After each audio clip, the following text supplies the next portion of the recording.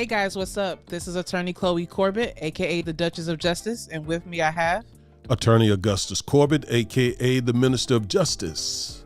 We are the Defiant Lawyers. We provide legal analysis of trending politics, policies, personalities, and pop culture to empower you to defy this unjust legal system. Before we get into the weekly docket, why don't you go ahead and hit that like button, show us some love. We make these videos every single week. We love doing them. Show us how much you're enjoying these videos. Please also subscribe to our YouTube channel. You can go to our Facebook channel and follow us there and share the video. We want more people to get this legal information. Now that I got that out the way, Dad, what's up? How you doing? I am doing fabulous. How you doing, Chloe? You're looking good as always. That beautiful smile and just that bubbly attitude. I mean, I think the folks be looking forward to just enjoying your effervescence and your I had to practice that word before we started. You did good for it. All right, good. Thank you. I'm doing Yes. so good. I'm glad you are too, Dad. It is a blessing to be alive. Yes, it really is. So we are happy to be on this side of everything and not on the other side. The alternative is could be much worse. But yeah, we got some good stuff to talk about here for the next few minutes. In fact, this is the weekly docket. This is something that we just started where we're going to look at various cases, trials, other legal happenings in the news and kind of just talk about them a little bit. We're not going to be long at all today, but we try our best to be on the air when we tell you all we're going to be on the air. And we are committed to being on the air during the week between Wednesday and Thursday, either Wednesday or Thursday and Saturday. Now it's tough, you all. I want you to understand that it is tough because we are busy lawyers. Okay. But we love being live here or even recording these videos. I get excited every time we come in the studio, come into the lab, if you will, and start this just giving out this information, this legal information. It's like, in my mind, it's like law school. It's where we're teaching people the law, Chloe. That's the way I see it. Yeah, me too. And so we're glad that our viewers get to come into the Defiant Lawyer courtroom. And we decided to call this the docket because for those of you who have never been inside a courtroom before, the weekly docket, or have not had any cases in the courtroom, the court's docket dictates the arrangement of the cases that the judge is going to hear that day and the filings that are before the judge. And so there are an arrangement of breaking legal news that we want to go through this week. And so we're going to go through that docket and give you that news. First and foremost, that is making news all over this country is the Mississippi abortion case that is before the United States Supreme Court right now. Arguments have been made starting yesterday.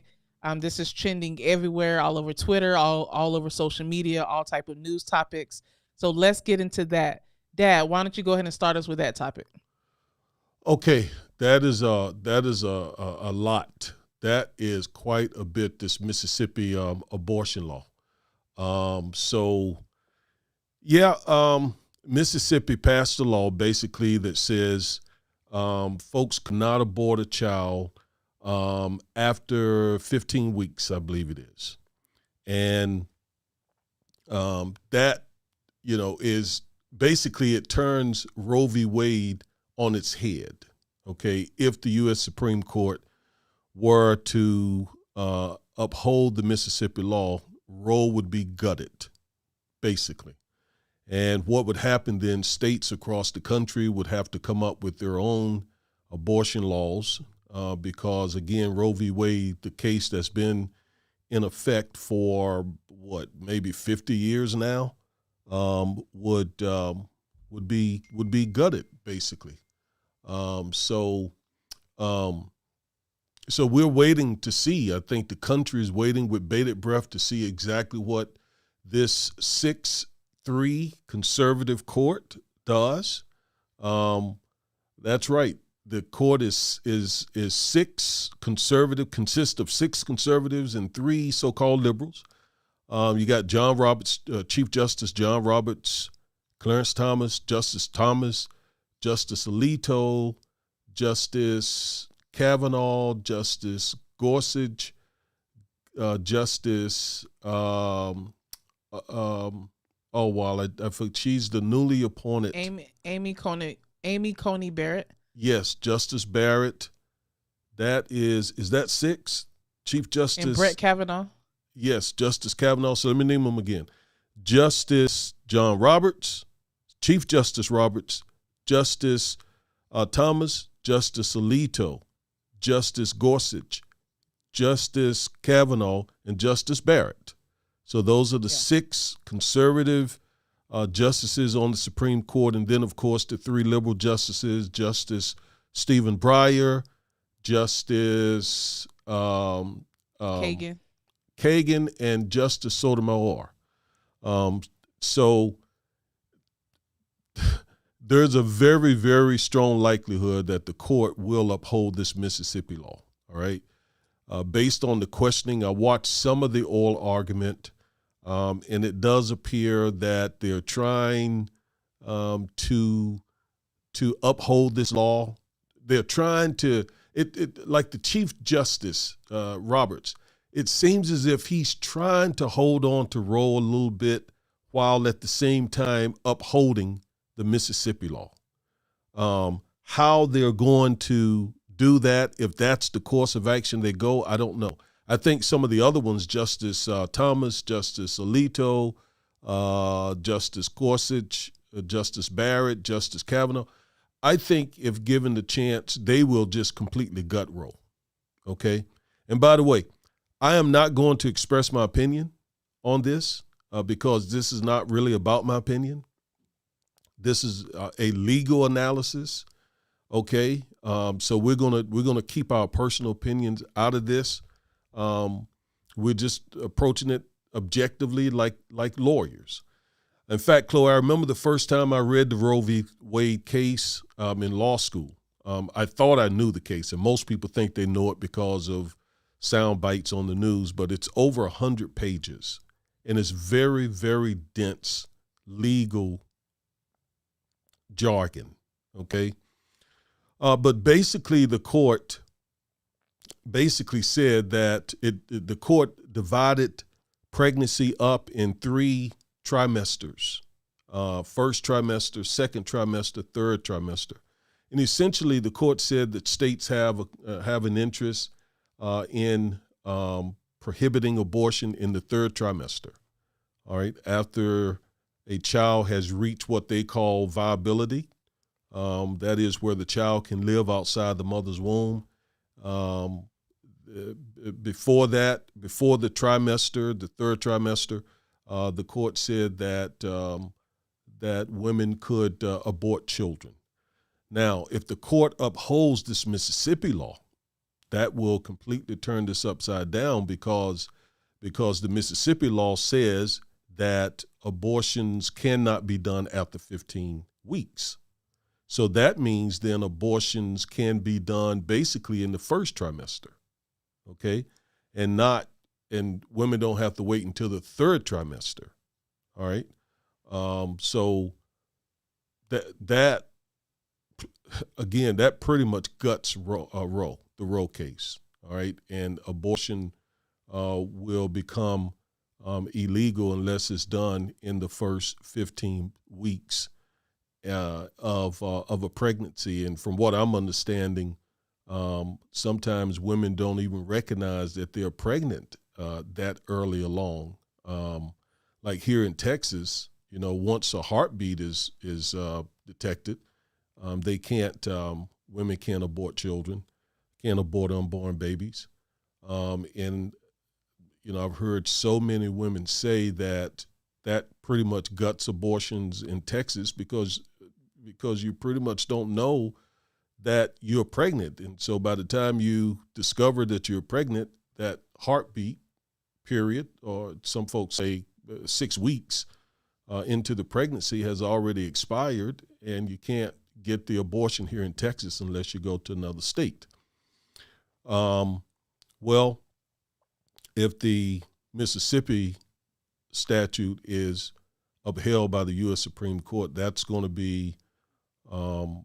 to apply across the country, not just in Mississippi, not just in, the southeast part of the country, but throughout the nation. So it is a really big case. We're probably not going to get the ruling on that case until the summer of 2022.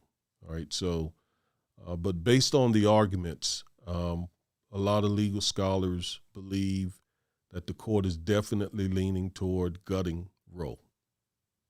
Yeah.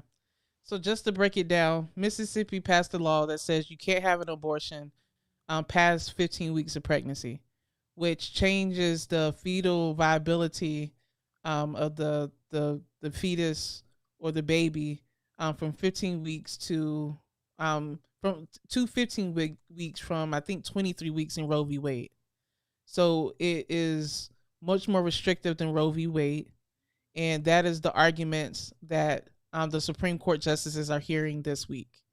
And I just want to read a quote that Justice Kavanaugh said when he was questioning one of the attorneys during oral arguments yesterday, and I'm going to read it. He says, "The Constitution," Kavanaugh said, "is neither pro-life nor pro-choice on the question of abortion." Excuse me. And he clarified that if the Supreme Court were to side with Mississippi, states could choose whether to curb access to abortion and to what extent. So it looks like, based on what Kavanaugh said, some of the conservative justices may be seeing this as more of a state issue, as well as a legislative issue. So if they were to uphold Mississippi's 15-week restriction on abortion, then the states could come back and decide what limitation that they wanted to put on abortion, which is in contrast to Roe v. Wade, which says that fetal viability is not until the 23rd week or the third trimester, as you said.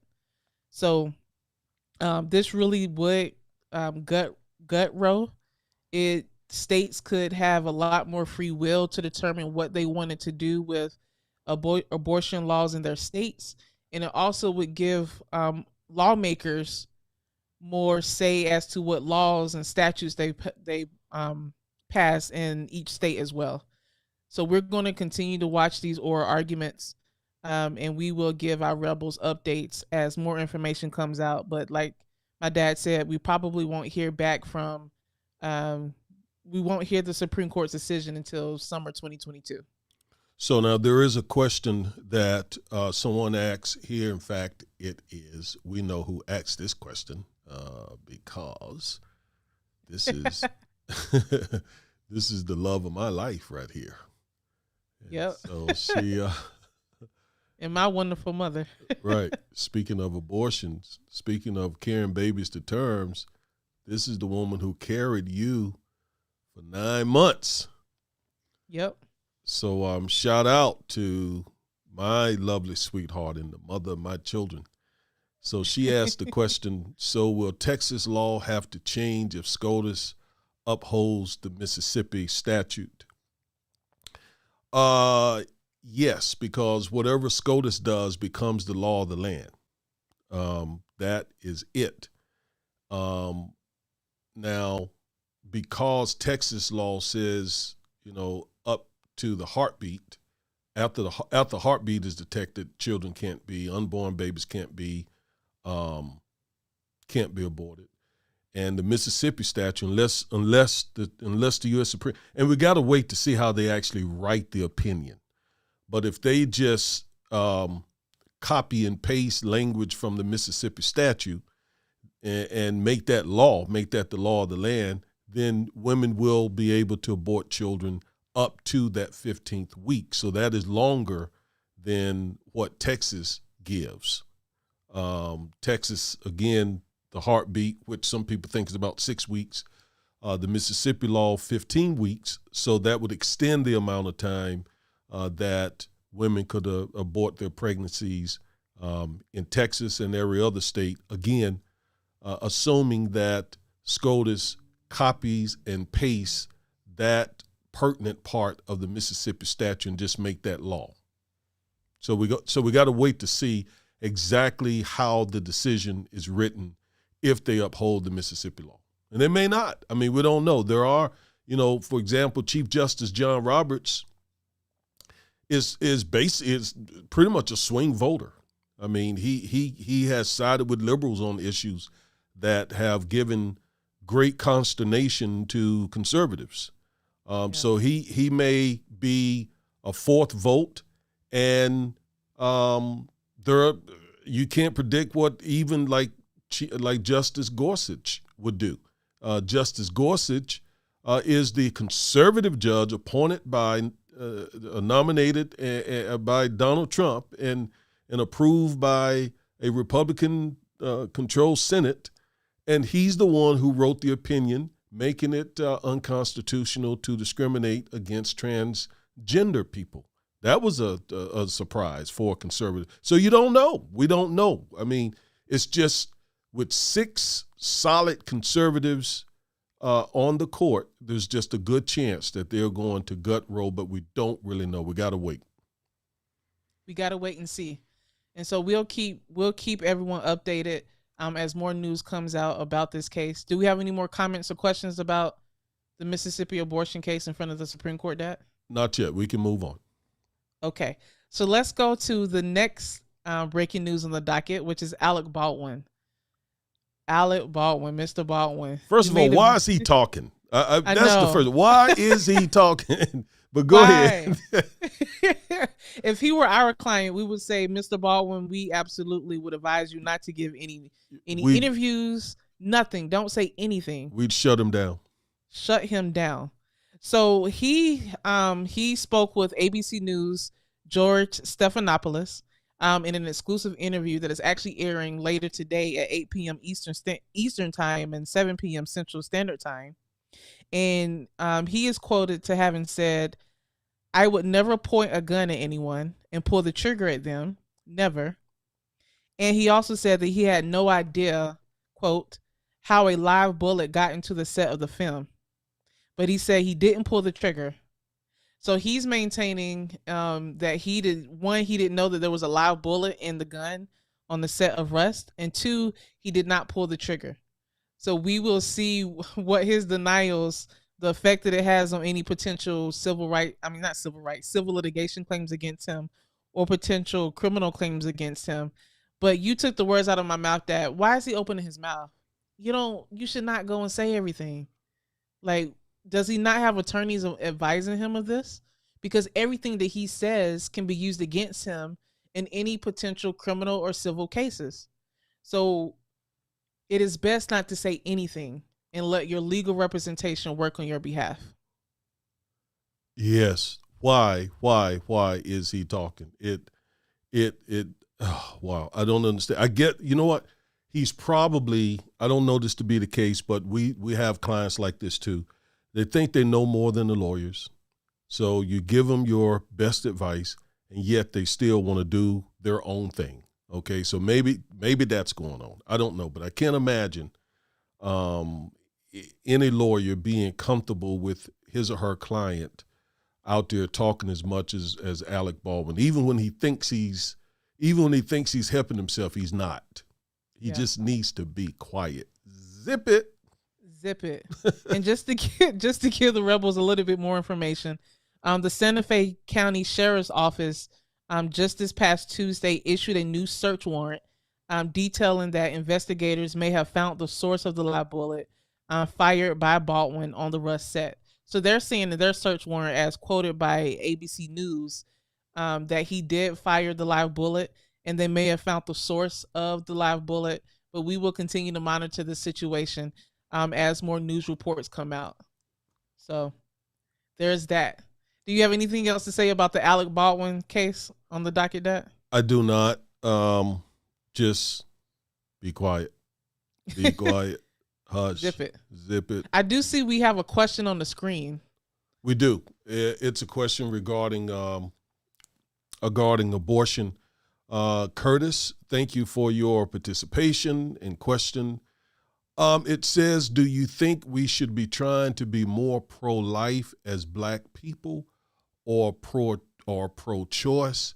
Because it seems to me all Planned Parenthood is in the Black cities. I'm just IJA. What does that mean? I'm just asking. Maybe. Just asking. Yeah. Okay.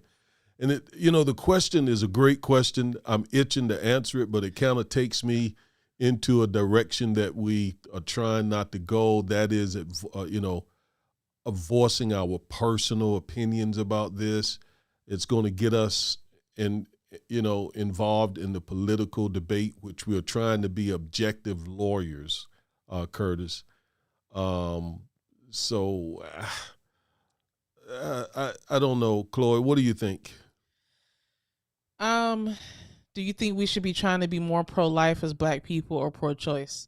I mean, just speaking generally, as Black people, we know Black Lives Matter. So I feel like we should be doing what needs to be done to make sure that we thrive as a community, that Black children have proper access to education and health, that Black men and women as adults have access to anything that they need in terms of justice, in terms of health, in terms of education. So in terms generally, do we need to be more pro-life? Yes, because Black lives do matter. And some of the issues that we address in this show in terms of criminal justice, police brutality shootings where police officers kill Black men, access to health, access to the COVID-19 vaccine, trying to bring awareness to that. To me, that kind of answers Curtis's question as to whether or not we should be more pro-life. And I would like to keep it in that context rather than getting into our personal opinions on abortion. I think that was a great answer. I think that was a great answer. So shout out to Chloe for that answer. I'll just say I completely agree with it. Pro-life is a good thing. All right. We are Christian attorneys. So I'm very much pro-life. Let me just put it that way. I'm very much pro-life, but from the womb to the tomb, okay? All the way, not just protecting the unborn, but also we strongly oppose, all the other ways that Black children end up dying in America, not just from the doctor's scalpel, but also from the cop's bullet to the denial of good health care and all kinds of ways. So yes, pro-life is a good thing in the Black community, and also pro-life amongst ourselves, right? Let's stop shooting and killing each other too. If Black Lives Matter, let's make them matter first and foremost between us and with us, first and foremost. So we're very Give much yourself pro-life. a round of applause for that, Daddy. Oh, okay. Because pro-life matters between us as well. Yes, you got to stop killing each other. Let's keep it 100. That's for me. That's for me. Yes, right that's for you right there. So we hope that answers your question, Curtis. We appreciate the question too, Curtis. Thank you. So next on the docket is Mr. Jussie Smollett. Mr. Jussie Smollett. I don't know how many people remember the uproar that Mr. Smollett caused in this country back in 2019 when he claimed that he was walking down in Chicago around 2 a.m. And he claimed that two people he didn't know started yelling racial and homophobic slurs at him. And he told Chicago police that the attackers also yelled MAGA country to him. So that caused the uproar. People were upset. I was personally upset. You had all types of celebrities coming out, politicians coming out in defense of Mr. Smollett. But as the police continued their investigation, they started to allege that Mr. Smollett was lying, that this incident did not occur.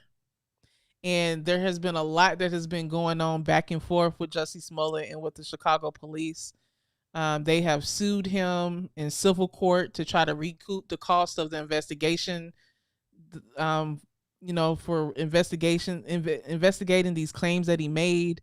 A Chicago police spokesman came out and said, "We can confirm that the information received from the individuals questioned by police earlier in the Empire case has in fact shifted the trajectory of this investigation. We've reached out to the Empire cast members' attorney to request a follow-up interview." So the Chicago police, Mr. Smollett, he pissed them off. He made them mad because they felt like he was giving them the runaround, and he was subsequently charged with a crime. In that case, that trial started this week. I believe jury selection started on Monday. So we're going to be keeping you all abreast of that trial, the jury selection. A Cook County juror issued a 16-count indictment against just Mr. Smollett on 2 separate sets of charges. So he's in some criminal trouble, and his trial starts this week. Do you have any opinions about it, Dad? Yeah, I think it's much to do about nothing. I think they should back off the guy. First of all, the first Cook County prosecutor, Kim, I can't remember her last name. She reached a deal with Jussie that allowed him to do some community service. I think he paid $10,000 or so, I believe, some restitution, and that was the end of it, But then a special prosecutor was appointed, and that special prosecutor said, "Nah, we want to go at this guy," and so they started going at him. I don't understand that. I mean, if he did what he did, yes, it was just needless and foolish and stupid and crazy. But he had a deal with the first prosecutor. Okay. And Chloe, you and I know when we got to deal with a prosecutor, we don't like another prosecutor to come behind us and undermine that deal. That's really what happened with the Bill Cosby case. And I'm not going anywhere near that one, just to say that there was a deal on the table between Cosby and the first prosecutor that made Cosby feel comfortable doing the deposition that ended up being used against him in the Pennsylvania Supreme Court. Said, no, a deal is a deal. So, I just think in this case, they had a deal. He abided by the deal. He did his community service. He paid his money. And that should be the end of it. That's all I'm saying. Well, let me push back a little, Dad, because please. Now he's a celebrity. Yes. And obviously, if it comes out that he was lying, he was not telling the truth about what happened, he falsely accused people. We represent people every day who were falsely accused. Should Chicago police not make an example out of Mr. Smollett? Should Chicago police not go after him for wasting taxpayers' money? If a regular individual had done this, would be charged with the same thing? Well, of course, celebrities tend to get special treatment. There's no question about that. That's a fact of life. Unless your name is R. Kelly. He got some special treatment maybe in the first trial, but this time they really stuck it to him. Anyway, that's a side note. All I'm saying is they had a deal. Now, we got a comment here from Tanya Campbell. She says Jussie and Kim Fox should both be in jail. I mean, people have strong opinions about it, both ways, but that's my opinion. The guy reached a deal with the prosecutor. He kept his end of the bargain. That should be the end of it. If there's an issue with the deal that he reached with the prosecutor, vote her out. I mean, she's an elected official. Take it out on her. But if she signed the dotted line and said, this is what we're going to do, whether he's a celebrity or not, that should have been the end of the case to me. Otherwise, look at the chilling effect of that, Chloe. If think about it. If we're representing somebody and we reach a deal and everybody signed the dotted line and we advise our client to go ahead and do whatever you agreed to do, but in the back of our minds, another prosecutor can get on this and upset this deal. I don't like that. As a criminal defense lawyer, I just don't like that. Yeah, I don't like that either. That we've had that happen to us, where a new prosecutor comes on, we had to deal with the other prosecutor and they come in with a different mindset and we've had to renegotiate and try to get the deal back on the table. That's just not a comfortable feeling as a defense attorney when you're trying to advocate for what is aggressively for your client. Exactly. I will be curious to see how this jury views this case. If any news reports comes out about that, these are local people who live in Cook County, who presumably live in Chicago. I'm sure they've heard a lot about what's been going on between Chicago PD and the state of Illinois and Mr. Smollett. So we will be keeping you all abreast. I don't think direct examinations have started. I don't think the state has started to present their case in chief. Yes, it has. Oh, it has? Okay. It has, yeah, because I read this morning where one of the young African witnesses who reportedly beat up or fake beat up Jussie testified that Jussie paid him and his brother to beat him up to make it look like he was beat up. Let me put it that way. So that testimony has been put on the record. So they've started their case in chief. Okay. So we'll continue to monitor their case in chief and see what comes out. So let's move on to our last and final topic on today's weekly docket, and that is the case of Dante Wright, who was shot by a police officer. Sad case. So sad. 20-year-old young man who was shot and killed by a police officer. Her name, it escapes me at the moment, but she claimed that she was reaching for her taser during a traffic stop violation. Allegedly, this young man had expired registration tags. She stopped him for that alleged violation, and something happened to where she felt she needed to get her taser. She claimed that she tried to get her taser and instead she shot him. Yes. So that trial has started against that police officer today. And we want to tell our rebels that we're litigating two officer involved shooting and killings of our client's sons as we speak. And it happens way too often. There are so many untold stories of officer involved killings that don't make it into the news unless there's a video. And we are fighting hard on behalf of these grieving mothers on these two cases. One is a Hispanic woman, one is a Black woman. But we know that when it comes to Black and brown men, a lot of times, unfortunately, officers take a trigger first type approach to law enforcement. That's right. Yeah, we see it all the time. We're representing two families, may take on a third case. I don't know. But they're all sad, heartbreaking cases. To see it on TV is one thing. To read about it in the newspaper is one thing. But when you are representing the families and you're seeing and dealing with their pain, and as you're trying to cut through all the bureaucracy and the lies and all the stuff you have to go through to get justice for these families, not only does it make you sad, it makes you mad, it makes you want to fight even more. And so, there we are with that as well. This particular case, I think the police officer's name is Kim Porter. And Potter, I think. Potter, okay.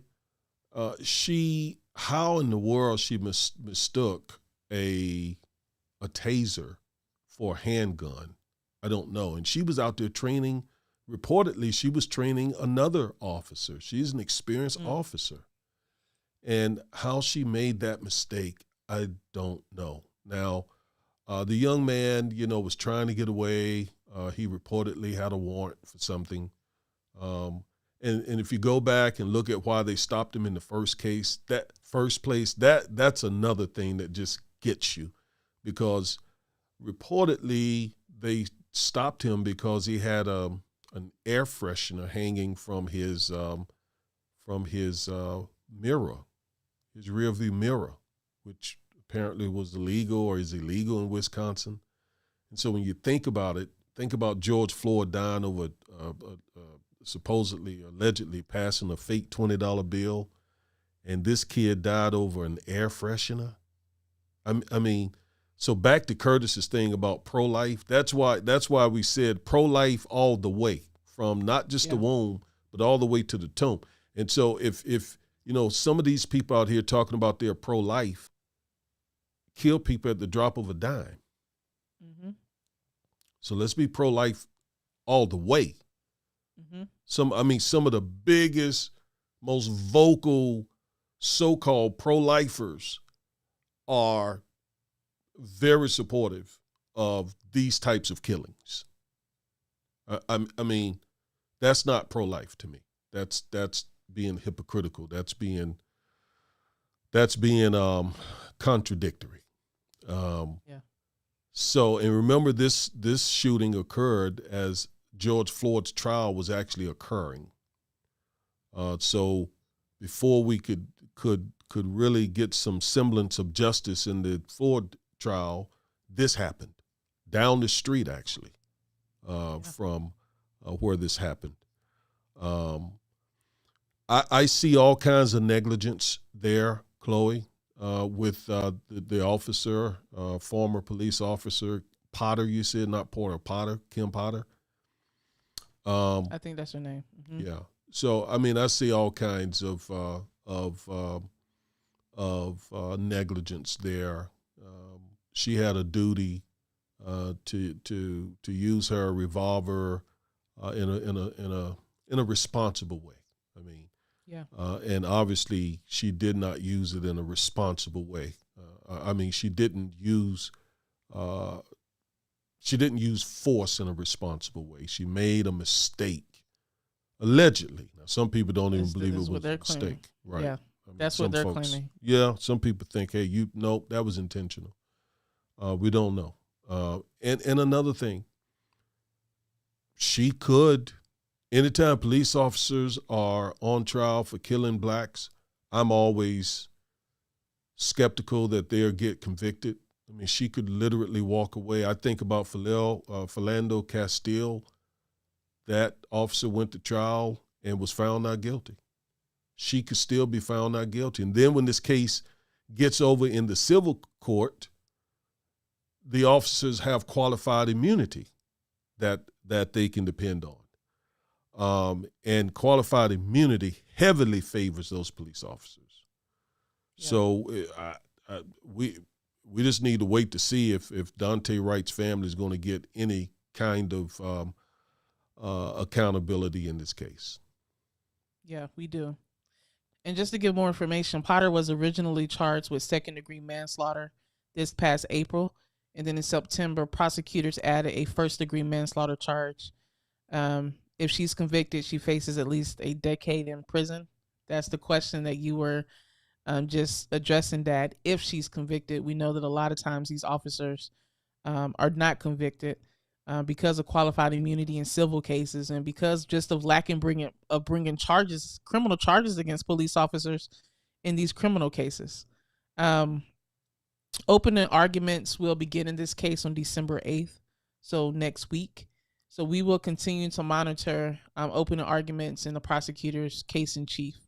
I see here that we have another comment from Curtis. Thank you for your comments, Curtis.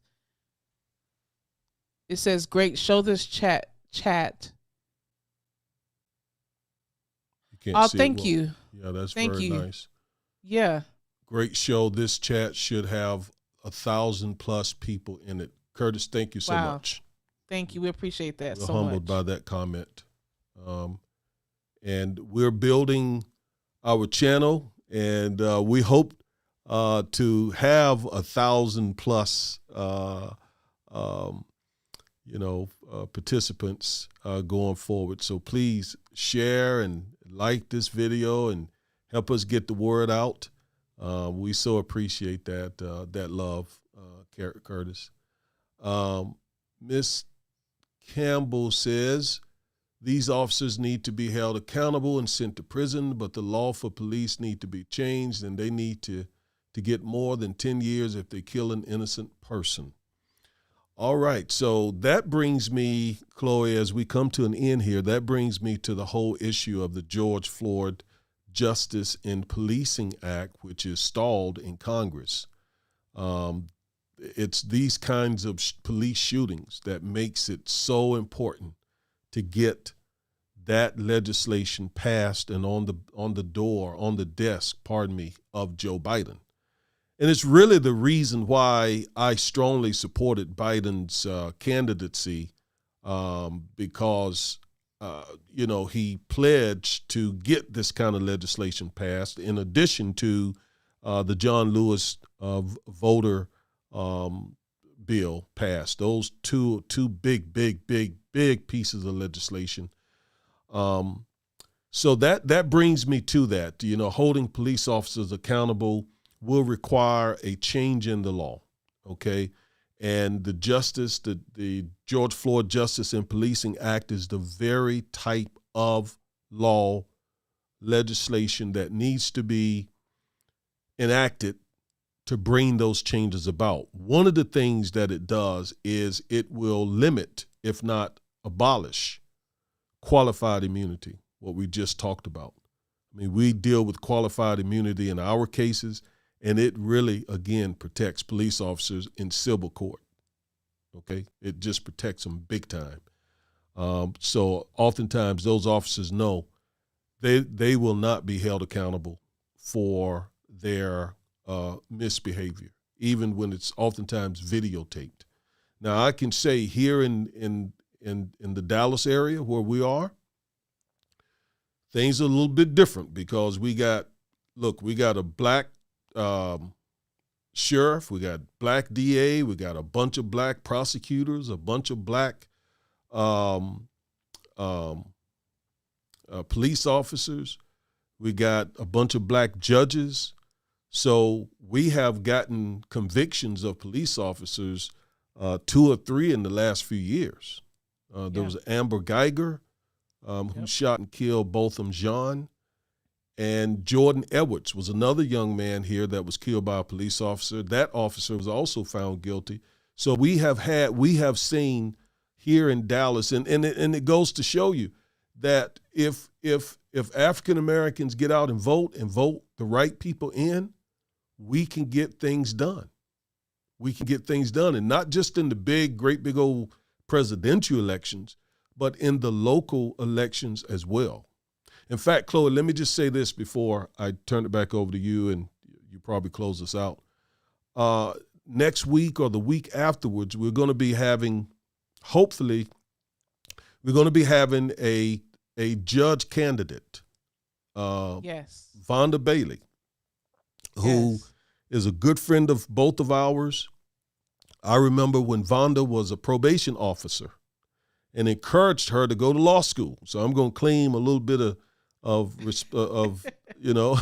I helped her, encouraged her at least. I mean, that was about that, meant that much, I'm sure. But we're going to have her on. She's good. She's agreed to come and do the show with us. And hopefully we can get Jasmine Crockett, who is a part of the Texas legislature, who's now running for Representative Eddie Bernice Johnson's U.S. Congress seat. Hopefully we can get her. Now, come on, if Jasmine sees this video, Jasmine, come on now. We're friends, okay? We've been friends a long time. We want you on this show so that you can talk to our audience about all the great things that you've done in the Texas legislature and you want to do in the U.S. Congress. So come on the show, okay? Come on. Let's get a book. Chloe. Let's go. We're going to be working on it. Jasmine has done great things in the Texas state legislature. And I know that and I'm claiming that she gets elected to the the United States Congress legislature, she'll be doing the same. But I'm very excited to have Vonda Bailey Shaw on the show. She has definitely been one of the attorneys, the Black female attorneys that I look up to, especially when it relates to family law and all that she's doing in that space. And she did officially announce her candidate. She will candidacy today. She will be on the ballot here in Texas next year. So I am very excited to have this conversation with her and to talk about all of the things that she's doing to fight for justice in the family court system, because we need justice there as well. Black men, Black fathers, especially Black women and Black mothers as well. They need justice in the family court system. So I'm excited to discuss that with her and get into the details about that and what she's doing here in the DFW area. But that is what we had today for the weekly docket. We hope that you got some valuable information out of this. We will be making this a weekly show where we will talk about all of the latest legal breaking news, give you a dissection of it, what's going on, what you should keep your eyes and ears out for. Again, we ask that you share this video with your family and friends on whatever space that you're listening to. We will upload this to our podcast channel as well, our YouTube channel. Like the video, please comment. We love to interact with you all as well. With that, Dad, that's all that I have. Do you have anything else before we close out? Yeah, I enjoyed the show. As always, it's therapeutic. It gets my mind off this heavy duty, these cases that we have. We love prosecuting these cases, but at the same time, they can be really emotionally draining. So I love getting up here and spending time with our audience and talking legal things. Again, thank you to all the commenters, Curtis, Miss Campbell, of course, my sweetheart, and all the rest of you. Listen, tell everybody about our channel, because I agree with Curtis. This should have been over 1,000 people on this thing today. Help us get the word out. Spread the word, please. Spread it. All right. Listen, that was it. We love y'all. Bye. That's it. Take care. Bye.